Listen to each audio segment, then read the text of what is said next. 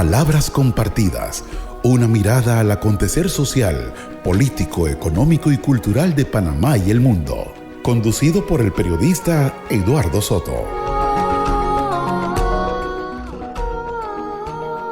Bienvenidos amigos y amigas a esta emisión de Palabras Compartidas aquí en Radio Hogar. Esta semana vamos a dedicar el espacio a este reportaje del Consejo Episcopal Latinoamericano sobre lo ocurrido hace un año con Juan López, un defensor de la tierra, el agua y la vida en Honduras, que perdió la vida justamente por eso, por defender la casa común.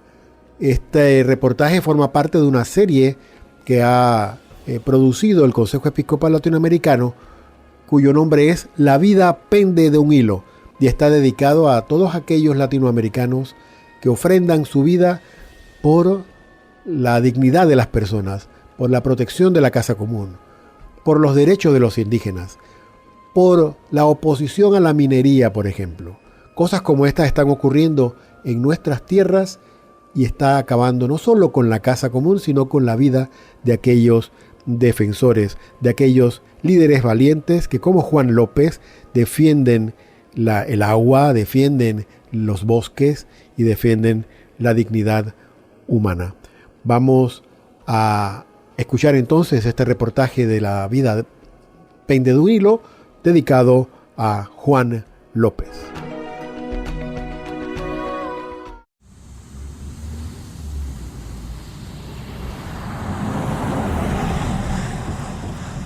Imagínate que vas llegando de un viaje de trabajo a casa. Los últimos meses han sido muy estresantes, aunque llenos de satisfacción. Estás seguro de que el trabajo que haces está brindando resultados y va a beneficiar a muchísimas personas. Pero estás cansado y quieres pasar un rato tranquilo con tu familia. Llegas a casa, apenas te da tiempo de jugar con tus 2 hijas y abrazar a tu esposa. Tienes que ir a la capilla porque eres el encargado de abrir y cerrar la reja de entrada y dirigir la celebración. Aunque tu cuerpo se siente pesado, te levantas y le pides a tu familia que se suban al auto. Las chiquillas quieren jugar contigo, no ir a la iglesia. Les prometes que los próximos días vas a jugar tanto con ellas que se van a cansar de ti. Se ríen. Tú conduces. Conducir te relaja. Esta vez te toca a ti dirigir la celebración de la palabra de Dios, pues no hay un sacerdote que pueda oficiar. Pones todo tu corazón y lo que te queda de energía para predicar la palabra. Pero la verdad es que batallas para no quedarte dormido. Estás demasiado cansado. Lo bueno es que tu hija inquieta te distrae tanto que aunque quisieras no podrías dormir. Le pides perdón a Dios por no poder estar al 100% concentrado, pero sabes que Él entiende por qué estás así. Sonríes. Se acaba la celebración. Despides a todos. Limpias, apagas luces. Tu hermano se quedó para ayudarte. Quiere platicar contigo, pero te ve tan cansado que te dice que te vayas al carro, que él se encarga de lo que hace falta. Normalmente dirías que no, que tú lo haces, pero estás tan cansado que accedes. Vas al carro, ahí te espera tu esposa y las niñas. Quisieras estar solo con ellas esta noche, pero tienes temas muy importantes que hablar con tu hermano. Ves a tu hermano que está cerrando la reja de la capilla. De reojo ves a un motociclista acercarse. Tal vez está perdido y quiere indicaciones. Tal vez es de una organización de la que eres parte. ¡Moreno, cierra la ventana! Tu esposa grita desesperada, la volteas a ver confundido. Su rostro lleno de angustia te lleva a reaccionar. Ves que el hombre tiene una pistola y la está metiendo al auto. Agarra la pistola por instinto, le intentas arrebatar con todas tus fuerzas. El hombre jala, se logra zafar, da unos pasos hacia atrás. Enciendes el auto, no enciende. Tu esposa, tus niñas gritan, el auto no enciende. Y sucedió otra vez en Honduras. La policía investiga el asesinato de Juan López, activista medioambiental que denunció la minería a cielo abierto en el país. Así fueron los últimos momentos de la vida de Juan López. ¿Te imaginas? Asesinado por proteger el medio ambiente. Juan hacía tanto por los seres humanos, por el medio ambiente, por su iglesia que tanto que la amaba. Lo único que hacía, ¿cuál era su delito? Defender el medio ambiente y ante todo el ser humano, porque él anteponía ante todo proteger al prójimo y lo que decía nuestra Constitución, que el fin supremo de la sociedad y del gobierno tiene que ser el humano. Estás escuchando la serie La vida pende de un hilo y hoy vamos a contar la historia de Juan López y del Comité de Bienes Comunes de Tocoa en Honduras. Ellos se organizan para cuidar y proteger los ríos, los bosques, la salud de su comunidad e incluso el derecho de su comunidad a continuar viviendo juntos y a vivir como campesinos. Para detener a su organización y silenciar sus voces, asesinaron a Juan. Pero lamentablemente, este no es un caso aislado, ni siquiera fue sorpresa para él. Cuando uno se mete en este país a defender los bienes comunes, los bienes naturales, los bienes públicos, lógicamente entra en choque con los grandes intereses y por tanto hay gran inseguridad. Si uno sale de su casa, uno siempre tiene en mente que no sabe qué le puede pasar y si puede volver a su casa y volver a ver la familia. Acabas de escuchar al propio Juan López, quien ya sabía que su vida corría peligro. Cuando Juan López sale de su casa, no sabe si podrá regresar. El miedo pasó a ser parte de su vida desde que lucha contra la explotación minera en una zona montañosa del noreste de Honduras. El caso de Juan y las amenazas que recibía era tan conocido que no solo hablaban de ellas en los noticieros locales y nacionales, hasta la Comisión Interamericana de Derechos Humanos conocía los riesgos y lo intentaba proteger. Juan había recibido numerosas amenazas de muerte y junto a 29 compañeros y compañeras miembros del comité contaba con medidas cautelares otorgadas por la Comisión Interamericana de Derechos Humanos, las cuales hasta este momento el Estado hondureño no ha cumplido. Pero, ¿qué es exactamente lo que estaba protegiendo Juan y de quién? ¿Quién tiene algo que ganar por silenciar a un ambientalista? Fue asesinado por su lucha en defensa de los ríos Guapinol y San Pedro y los bienes naturales que son saqueados y destruidos por los proyectos extractivos de la empresa Pinares Ecotec. ¿Qué es esto que las empresas Pinares y Ecotec le hacen a los ríos y que llevó a Juan y a sus compañeros del Comité de Bienes Comunes de Tocoa a decir ya basta, no más destrucción? El proyecto minero afecta de manera directa a 34 microcuencas que suministran el agua a los municipios de Tocoa, Sabá, Olanchito, Bonito Oriental, San Esteban y Hualac. Los sedimentos arrojados por la empresa minera a los ríos Guapinol y San Pedro producen efectos negativos en la salud humana, afectación a la flora y fauna, destrucción de la corteza terrestre, contaminación de las aguas, inundaciones y daños a las tierras de cultivos. Este territorio depende, la vida, la producción de alimentos, la producción de todo lo que tenemos en la región depende del agua que se produce en esta zona. No solo es pensar en el agua que nos llega a nuestras casas, sino que es toda la vida humana, pero también la vida de los animales, la vida de las plantas, la vida de todo lo que existe aquí. Pues viendo cómo ha quedado de sedimentación, a nosotros nos ha sido bien difícil tener que estar comprando un botellón de agua para nuestros quehaceres. Ni los animales podían beber esa agua. Nosotros, pues yo tengo crianza de gallina y nosotros le poníamos agua, no la querían. Entonces siempre comprábamos bolsitas de agua para poder ponerle donde los animales bebían del agua. Aquí varios compañeros incluso hasta le presentaron síntomas de diarrea, vómito, los que tenían que usar de esta agua, porque no tenían cómo abastecer su familia comprando un botellón de agua. Si se baña, la piel se le perjudica, le salen, se daña la piel, le pueden salir granos, ronchas, diviesos, le puede salir sarpullido, le decimos nosotros. No podemos cocinar ni lavar. Se mueren los peces, se muere toda la vida acuática o mucha de la vida acuática, porque son grandes cantidades de sedimento que caen. Sabemos que cuenca abajo hay una afectación directa a las poblaciones por las contaminaciones que estábamos hablando de aguas subterráneas, por pérdida de suelo, como les mencionaba, hay una desertificación de los mismos suelos, entonces, ¿qué va a estar produciendo la gente? hay afectaciones directas a la salud humana. Solo es de ir a revisar algunos archivos en el sur y sabemos que cada vez están saliendo muchas más afectaciones a la salud humana, temas de cáncer. Imagínense nosotros qué haríamos con ese río contaminado. Se nos seca o se contamina más de lo que está. Nuestra familia, va a ser difícil poder vivir en estas comunidades. Nos están negando el derecho a quedarnos a vivir en nuestras comunidades. Nos están expulsando de nuestras comunidades. La migración es uno de los fenómenos fundamentales en este momento. Las comunidades en general, la juventud, familias enteras están migrando en este momento para Estados Unidos. Es una forma de despojo obligatoria. Claro, para Juan y su comunidad, la destrucción del bosque y la contaminación de los ríos no es un tema abstracto ni sentimental, en el que escuchan hablar de un río contaminado y dicen, la naturaleza es muy bonita, no hay que dañarla. Ni siquiera es un tema a largo plazo en el que se preguntan qué pasará con el mundo si seguimos destruyendo ríos y bosques y dañando el medio ambiente. Para ellos es un tema urgente y de supervivencia. Llega una minera.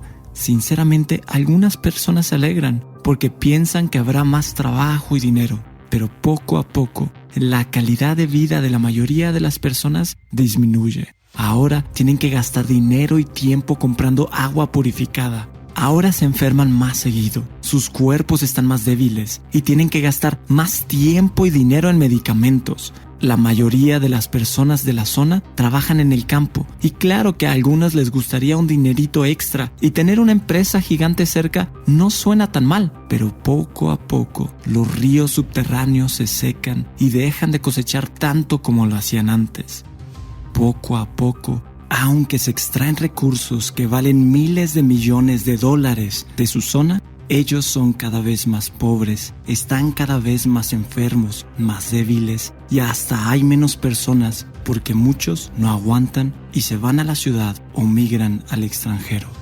Por eso, aquí nos enfrentamos a 4 problemas principales. El primero es que para muchos la relación entre el proyecto minero, las enfermedades y la pobreza no está tan clara. Porque las personas no se enferman en el día en que abre la minera. Tal vez se tardan 1 o 2 o 3 o más años en enfermarse. O ni siquiera entienden que su enfermedad tiene algo que ver con la mina. El segundo es que las personas que sufren las peores consecuencias suelen ser ignoradas o hasta olvidadas por funcionarios e instituciones públicas, quienes frecuentemente parece que representan los intereses de las empresas y sus propios intereses personales a costa de la salud y la vida de las comunidades campesinas. Claro que hay muchos proyectos y servidores públicos bien intencionados, pero hasta ellos suelen olvidar que si un proyecto genera dinero para el Estado, pero enferma y despoja a la población local, entonces no es un proyecto que genere verdadero desarrollo. Sea porque los funcionarios y empresarios son motivados por ideas dañinas de progreso o por su propia avaricia, lo cierto es que las personas con poder se han acostumbrado a no escuchar a las poblaciones locales y muchas poblaciones afectadas no alzan la voz porque se han acostumbrado a ser ignoradas. El tercer problema al que nos enfrentamos es que cuando las personas no están organizadas, cada quien sufre las consecuencias de la mina y las solucionan como pueden de forma individual, comprando agua embotellada, aguantando las enfermedades o migrando. El cuarto problema es que las personas más afectadas no tienen millones en recursos. Esto hace que sea muy difícil que le dediquen mucho tiempo y recursos a luchar contra la minera, porque cada vez son más pobres, por lo que tienen que trabajar aún más y las enfermedades hacen que tengan menos energía, mientras que los que ganan dinero por la minera cada vez son más ricos y pueden contratar más abogados, más seguridad e incluso pagarle a noticieros y a periódicos para que hablen bien del proyecto y hasta darle dinero a funcionarios públicos para que protejan el proyecto. Al darse cuenta de todos estos problemas, Juan López, quien era un agente pastoral y delegado de la palabra, y otros miembros de organizaciones eclesiales dijeron: ya basta, tenemos que hacer algo. Con el apoyo del párroco y el obispo de su zona, su organización creció y Juan llegó a ser líder de comunidades eclesiales de base, coordinación de la dimensión samaritana de la diócesis y formó parte de la red eclesial ecológica mesoamericana REMAM. Y todas las instituciones públicas deben asumir lo que les corresponde para garantizar el derecho humano al agua, al ambiente, al territorio, a la vida y a la paz. Por tanto, que procedan a cancelar toda la documentación de por sí ilegal que sostiene a Inversiones Los Pinares, a Inversiones Ecotec del Grupo EMCO en una zona protegida, una zona patrimonio nacional. Óiganme, 1.197 metros cúbicos de agua necesitará la planta por hora. Mis cálculos es que la empresa, solo esa planta, en un día va a consumir toda el agua que Guapinol junto, sus 3.000 habitantes, Ceibita junta con sus 2.600 habitantes, el asentamiento campesino La Lempira con sus 700 habitantes y Cayocampo, juntas esas 4 comunidades, esa agua la gastan en 66 días. ¿Cómo se llama esto? ¿No se llama destrucción? Eso se lo podemos explicar también matemáticamente a Lenín Pérez si quiere y a todo funcionario público que quiera. Muchas gracias. Gracias, Juan. Gracias, compañeras y compañeros. ¿Sí? Además de que sus actividades extractivistas causan desertificación y destrucción ambiental y enferman y empobrecen a la población local, las empresas EMCO Holdings, Grupo Los Pinares y Ecotec consiguieron los permisos para operar por medio de corrupción, fraude, falsificaciones e irregularidades. Todo inició en el 2013, cuando los legisladores hondureños redujeron de forma irregular el área protegida del Parque Nacional Montaña de Botaderos de 24.223 a 24.006 hectáreas. Y en el 2014 otorgaron el uso de estas 200 hectáreas que redujeron del parque como concesión minera al Grupo Los Pinares. Cuando Juan y los otros miembros de su comunidad se organizaron para defender el agua, los bosques, su salud y su comunidad, su primera línea de defensa no fue apelar a la empatía de las autoridades ni a los derechos humanos. Ellos tenían documentos en mano que demostraban las irregularidades de los permisos y que esa empresa y los legisladores no estaban siguiendo los procesos que la ley hondureña dicta. No hay paso vehicular, la protesta se ubica en las afueras de la empresa o del acceso a la empresa Inversiones Los Pinares por sectores organizados que se oponen a la explotación minera acá en el municipio de Tocoa, departamento de Colón. Hemos presentado denuncia ante la Fiscalía por actos de corrupción cometidos en el concesionamiento de la empresa minera Inversiones Los Pinares y Ecotex. Fuera de la ley, le han ampliado la licencia operativa a la empresa Ecotex para que pueda operar cuando la ley de procedimiento administrativo y la ley ambiental dice lo contrario. Le volvieron a dar el permiso otra vez. ¿Por qué es que ellos cometen ese error cuando los documentos yo los tengo en la casa de lo que nos dieron a nosotros libre de minería? El permiso que se ha dado de esas 100 hectáreas es un permiso que se ha quebrantado totalmente este derecho a la consulta y eso quedó plasmado incluso con la práctica fraudulenta que hizo la empresa Inversiones Los Pinares de presentar un acta falsificada de cabildo abierto.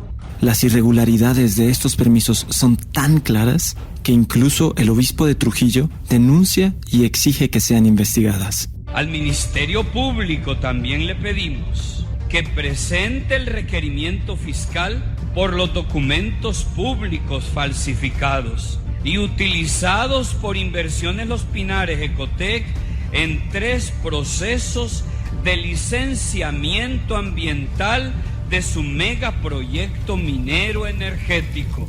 Una de las ironías más grandes en este tipo de casos es que convierten en criminales a las y los defensores. En este caso, por bloquear una carretera y el acceso a la minera, la policía encarceló a las y los activistas. Esta es una táctica muy común en América Latina y en el Caribe. Una empresa o personas con muchísimos recursos hacen uso de su poder para recibir permisos ilegales. Su trabajo afecta a toda la comunidad. Los pobladores se oponen a las actividades de la empresa y la policía mete a la cárcel a activistas. No son los corruptos ni los que contaminan el agua y enferman a las comunidades los que terminan en la cárcel. Son las y los defensores del medio ambiente. En el caso de Tocoa, 8 activistas fueron encarcelados por más de 2 años.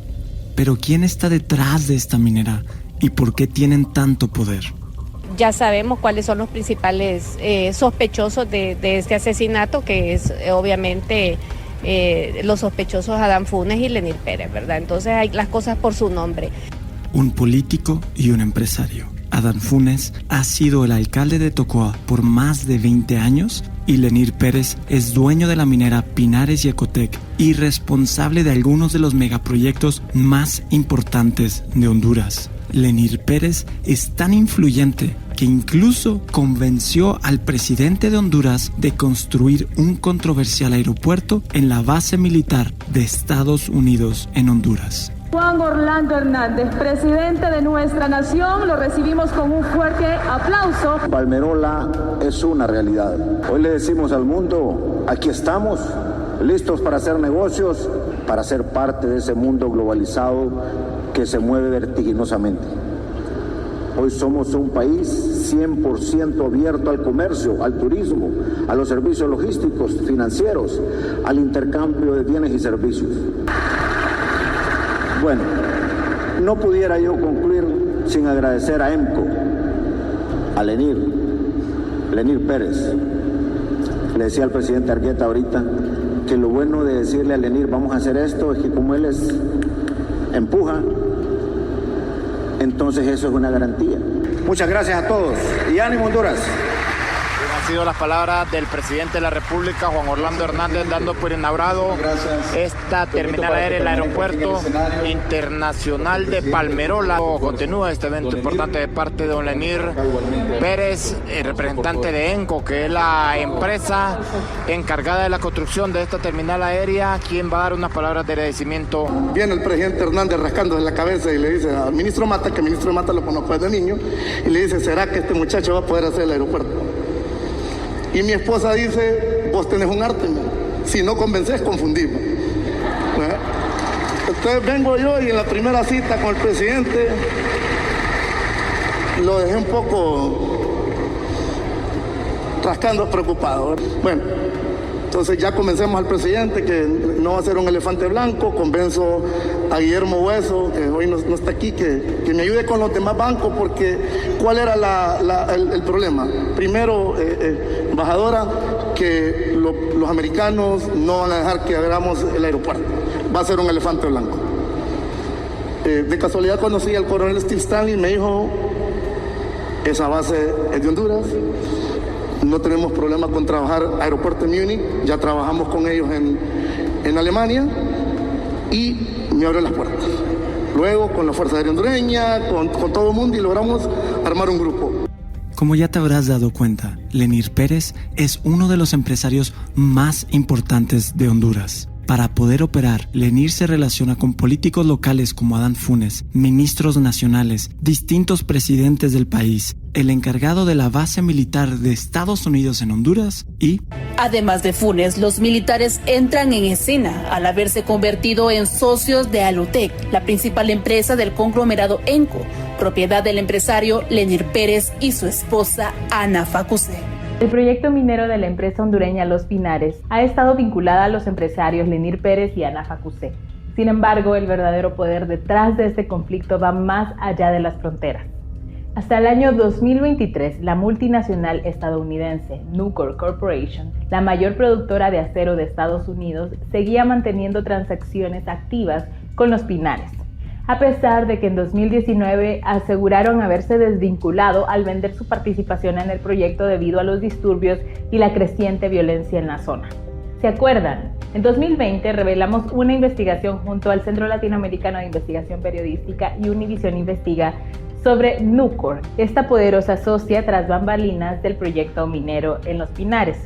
Ahora, documentos oficiales muestran que hasta septiembre de 2023, Nucor mantenía cuentas pendientes por cobrar y pagar con Inversiones Los Pinares.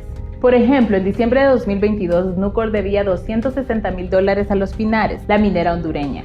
Pero esta también tenía una deuda a largo plazo con Nucor por $34 millones. En solo un año, estas cifras aumentaron, lo que levantó bastantes dudas. Este es otro caso ejemplar de cómo las tragedias locales en nuestro continente usualmente están ligadas a intereses nacionales e internacionales y al sistema extractivista en el que vivimos. Una corporación internacional quiere recursos baratos, sin importar lo que tenga que suceder para conseguirlos. Una empresa nacional hace uso de todo su poder y recursos para obtener de forma irregular permisos para extraer estos recursos. La extracción provoca muchísimos problemas en la zona, pero ya sea porque el empresario da dinero directamente a los políticos o porque los hace inversionistas del proyecto o contrata a sus empresas para que ganen del proyecto, los políticos se movilizan para dar permisos y proteger el proyecto, aunque destruya a la naturaleza y a su comunidad. En cada caso los nombres cambian y los métodos varían un poco, pero son suficientemente similares como para que podamos reconocer el patrón. Los locales sufren, los políticos y empresarios nacionales ganan y las multinacionales se llevan los recursos. Pero la cosa se pone aún peor porque, como en casi todas las historias de América Latina, también entra en juego el crimen organizado. Se trata de un video en el que varios narcotraficantes revelan presuntos pagos a políticos de Honduras. Se ve a Funes negociando dinero con narcotraficantes para financiar la campaña del Partido Libre en 2013. El video, conocido como el narcovideo, muestra al alcalde junto a otros dirigentes políticos como Carlos Zelaya, cuñado de la presidenta Xiomara Castro, acordando el uso de $650,000 para la campaña política. Aunque Funes compareció ante la fiscalía la semana pasada, aseguró que el dinero nunca fue entregado. El propio Adán Funes, quien ha sido alcalde de Tocoa por más de 20 años, aceptó en Telenacional haber estado en esta reunión. Yo fui invitado. Vamos a mostrar el video en ese momento. Porque sí andaba buscando financiamiento. Sí. Para la campaña. Este escándalo le costó la carrera política al hermano del expresidente y cuñado de la actual presidenta de Honduras. Es Carlos Zelaya, el hermano del expresidente de Honduras, Mel Zelaya, a quien se le conoce como el comandante. La conversación se produce a finales de la campaña presidencial del Partido Libre, de la cual Zelaya era coordinador regional. La candidata del partido era Xiomara Castro, esposa de Manuel Mel Zelaya y hoy presidenta de Honduras. El encargado de hacer la oferta fue Davis Rivera, jefe de la banda de los Cachiros. Entonces, entre todos le ajustamos con $650,000. Zelaya renunció el sábado como diputado y secretario general del Congreso al admitir que estuvo en esta reunión y que existe un video. Pero Adán Funes parecía intocable. Por eso Juan tomó la oportunidad de este escándalo para exigir la renuncia del alcalde, a quien ya había acusado anteriormente de recibir dinero directamente de la minera y hacer negocio con ellos por medio de su empresa transportista. Además, Adán Funes había supervisado el encierro de los defensores del parque encarcelados por 2 años. Que renuncie voluntariamente porque sabe que hay una situación que no puede sostenerse en términos morales en el municipio. López, conocido por su activismo ambiental, fue asesinado a balazos el 14 de septiembre. Días antes había pedido la renuncia del alcalde tras la difusión de un video en el que se ve a Funes negociando dinero con narcotraficantes. Este modo de operar es muy común.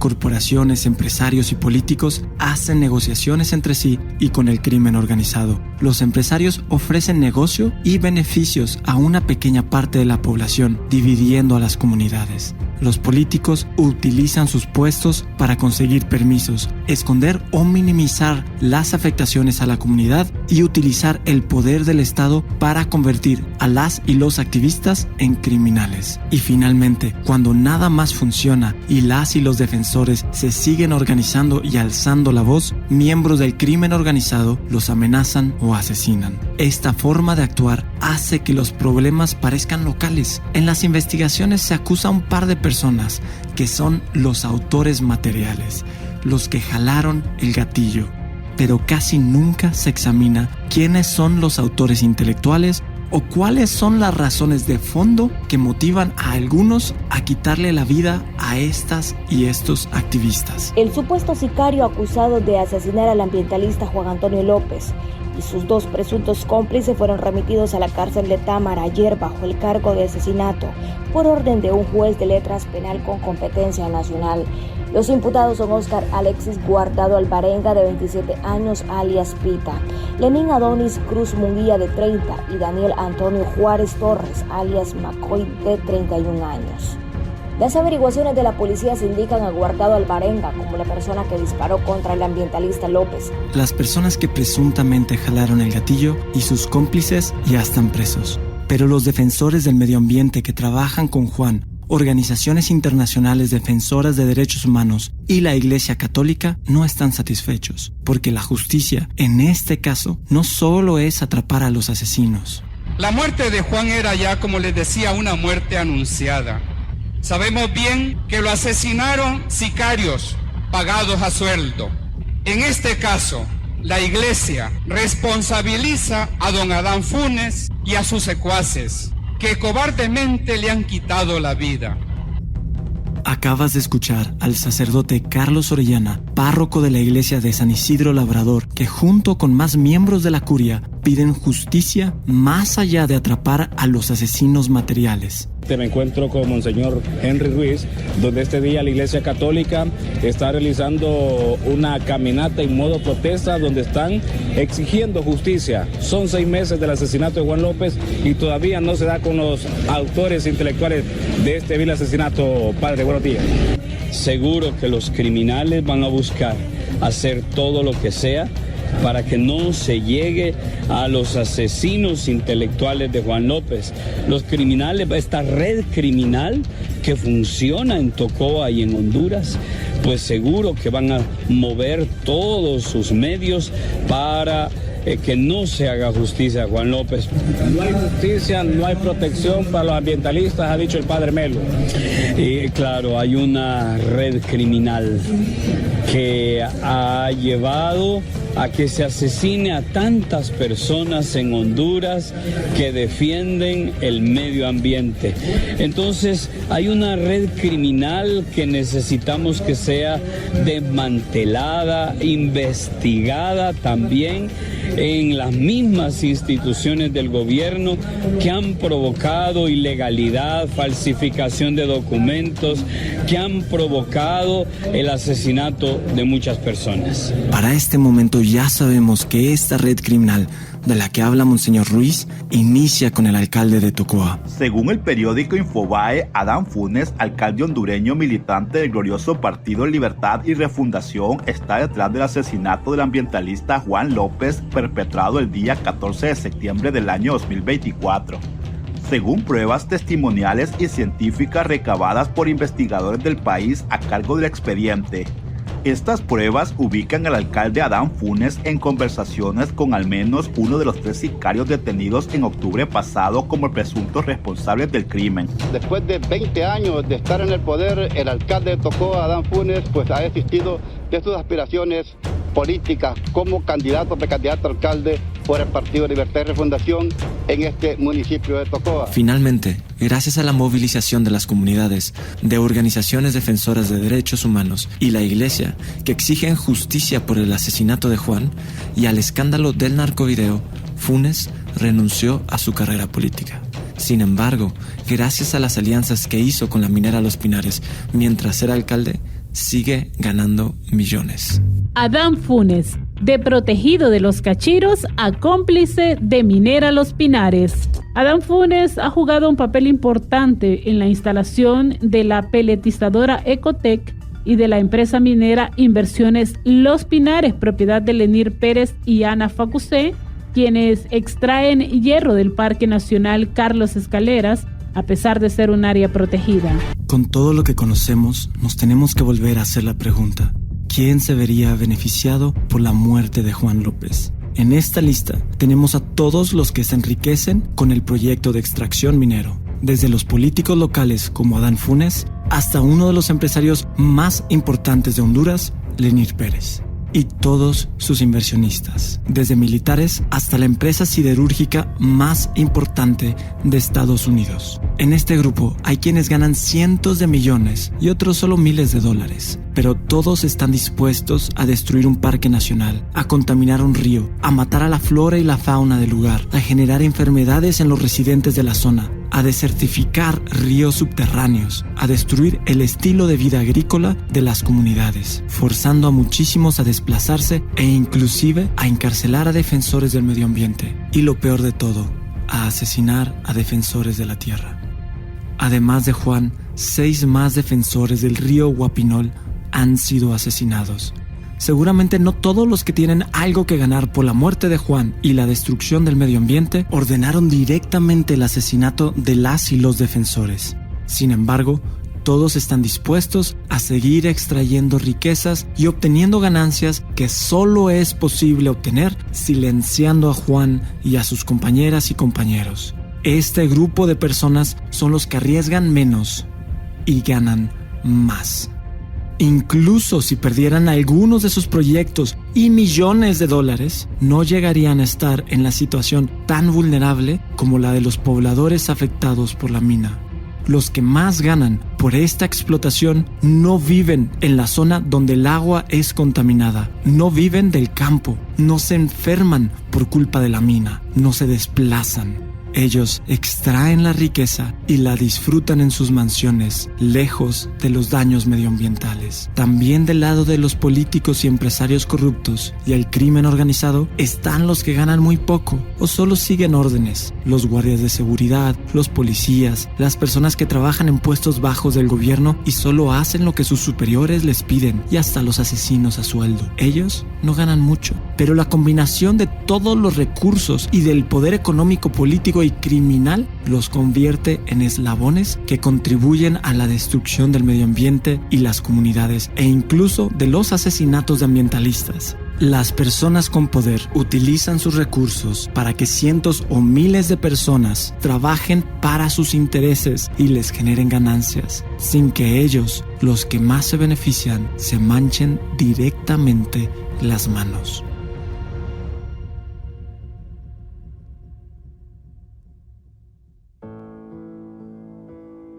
Del otro lado de esta historia están los que defienden, no para obtener un beneficio personal, sino para proteger el medio ambiente, su estilo de vida y la salud de sus comunidades. Ellos son los que defienden lo básico para poder vivir, los recursos naturales con los cuales conviven y de los cuales viven.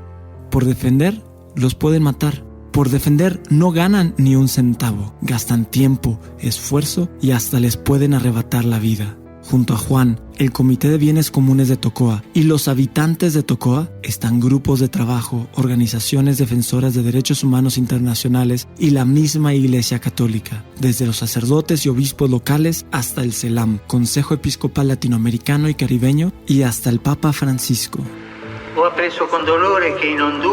El Papa Francisco lamentó el domingo el asesinato del líder ambientalista hondureño Juan López. Francisco identificó a López como un delegado de la Palabra de Dios, coordinador de la Pastoral Social de la Diócesis de Trujillo y miembro fundador de la Pastoral de Ecología Integral en Honduras. Me uno al luto de esa iglesia y a la condena de toda forma de violencia. Estoy cerca de quienes ven pisoteados sus derechos elementales y de quienes trabajan por el bien común en respuesta al clamor de los pobres y de la tierra. Per il bene comune in risposta al grito dei poveri della terra. La Iglesia no solamente exige justicia en el caso de Juan y de las otras y otros defensores que fueron asesinados por su trabajo en la defensa de la vida y la naturaleza, como lo fueron Berta Cáceres, Ocueli Domínguez, Reinaldo Domínguez, Emerson Martínez, Arnold Morazán, Jairo Bonilla, Omar Cruz, Juan Bautista, Antonio Silva, Víctor Vázquez, entre otros, sino que activamente denuncia al sistema y la cultura global que provoca estos problemas locales. Estas denuncias fueron parte fundamental del mensaje y la espiritualidad del Papa Francisco. Para defender los derechos humanos fundamentales hace falta coraje y determinación. Me refiero a oponerse activamente a la pobreza, a la desigualdad, a la falta de trabajo, de tierra, de vivienda, de derechos sociales y laborales. Piensen que muchas veces los derechos humanos fundamentales no son iguales para todos. Hay gente de primera, de segunda, de tercera y de descarte. No, tienen que ser iguales para todos. Existe una relación entre nuestra vida y la de nuestra madre, la tierra. El ambiente humano y el ambiente natural se degradan juntos. No nos es lícito ignorar lo que está sucediendo a nuestro alrededor como si determinadas situaciones no existiesen o no tuvieran nada que ver con nuestra realidad. No nos es lícito, más aún, no es humano entrar en el juego de la cultura del descarte. La relación entre la pobreza y la fragilidad del planeta requiere otro modo de ejercer la economía y el progreso, concibiendo un nuevo estilo de vida. Porque necesitamos una conversión que nos una a todos. Liberarnos de la esclavitud del consumismo. El dios mercado, la diosa ganancia, son falsas deidades que nos conducen a la deshumanización y a la destrucción del planeta. De ahí viene también la dramática urgencia del tema ecológico, de la arrogante indiferencia de los poderosos que antepone siempre los intereses económicos. Mientras sea así, toda exhortación será silenciada o será solo acogida en la medida en que sea conveniente al mercado. Esta espiritualidad, digámosla así, del mercado. Y mientras el mercado esté en primer lugar, nuestra casa común sufrirá injusticia. Nosotros estamos en el mundo para custodiar su belleza y cultivarla para el bien de todos, sobre todo para la posteridad, en un futuro cercano. Este es el programa ecológico de la Iglesia. Es momento de actuar, de sumarse, de tejer redes entre personas y organizaciones defensoras de derechos humanos y el medio ambiente, para proteger la vida de los más afectados por estos proyectos de extracción y proteger la vida y el futuro de toda la naturaleza y la humanidad. Busca o inicia un grupo eclesial, ambiental o de derechos humanos. Unidos y organizados, sí podemos hacer la diferencia.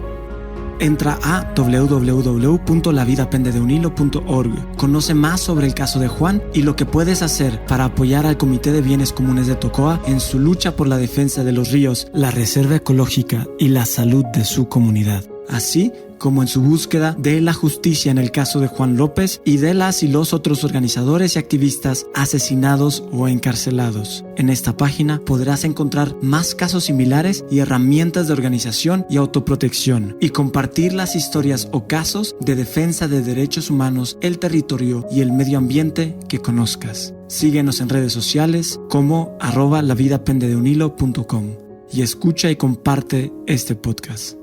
Gracias por escucharnos.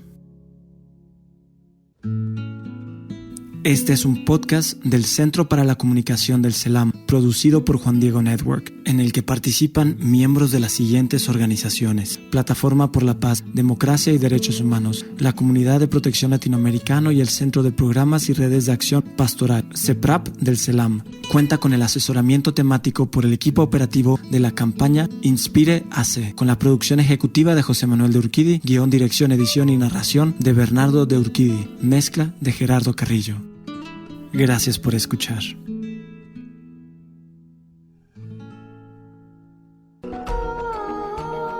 Hemos escuchado pues este reportaje sobre Juan López, el defensor de la vida, del agua y los ríos en Honduras, que perdió la vida por ese afán de cuidado de la casa común, que fue asesinado pues a balazos al salir de la iglesia en San Isidro Labrador, en su país.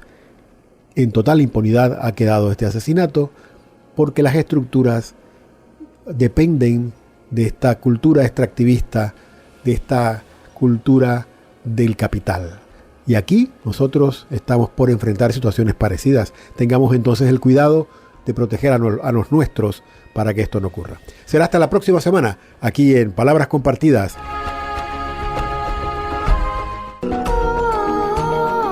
Palabras Compartidas, una mirada al acontecer social, político, económico y cultural de Panamá y el mundo.